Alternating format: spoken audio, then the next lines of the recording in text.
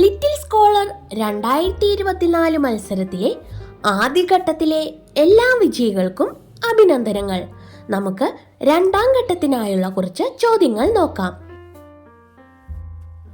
October വിപ്ലവം ആസ്പദമാക്കി John read രചിച്ച പുസ്തകം ഏതാണ്? ലോകത്തെ പിടിച്ചുകുലുക്കിയ 10 ദിനങ്ങൾ.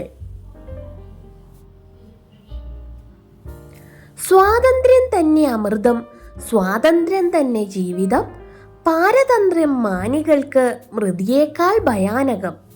ഈ വരികൾ രചിച്ചത് ആരാണ്?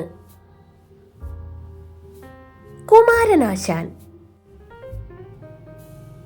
രാഷ്ട്രപതി സ്ഥാനത്തെത്തിയ ആദ്യ മലയാളി ആരാണ്? KR നാരായണൻ. മലയാള കവിതയ്ക്ക് ആധുനികതയുടെ മുഖം നൽകിയ MN പാലൂരിന്റെ ആത്മകഥയുടെ പേരെന്താണ്? കഥയില്ലാത്തവരുടെ കഥ. മുക്കോല പെരുമാൾ, വിശ്രമം, മത്സ്യകന്യക എന്നീ ശില്പങ്ങൾ ആരുടേതാണ്? കാനായി കുഞ്ഞിരാമൻ.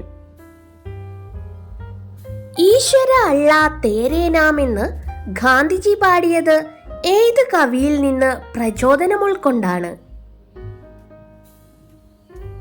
കബീർ.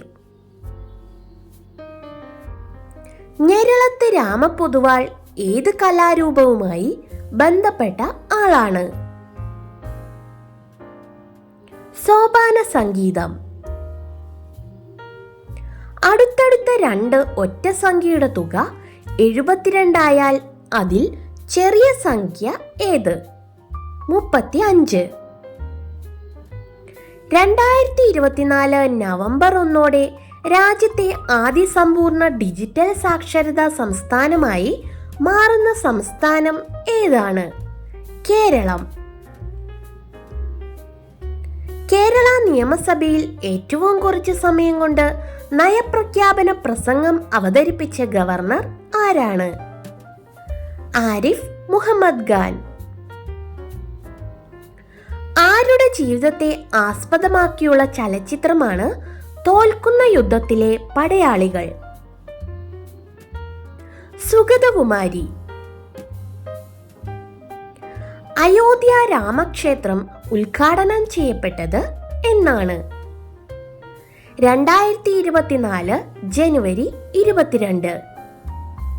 രാജ്യത്തെ 1 കോടി വീടുകളുടെ മേൽക്കൂരകളിൽ സൗരോർജ പദ്ധതി നടപ്പിലാക്കാൻ ലക്ഷ്യമിട്ടുകൊണ്ട് പ്രധാനമന്ത്രി പ്രഖ്യാപിച്ച പദ്ധതി ഏതാണ്?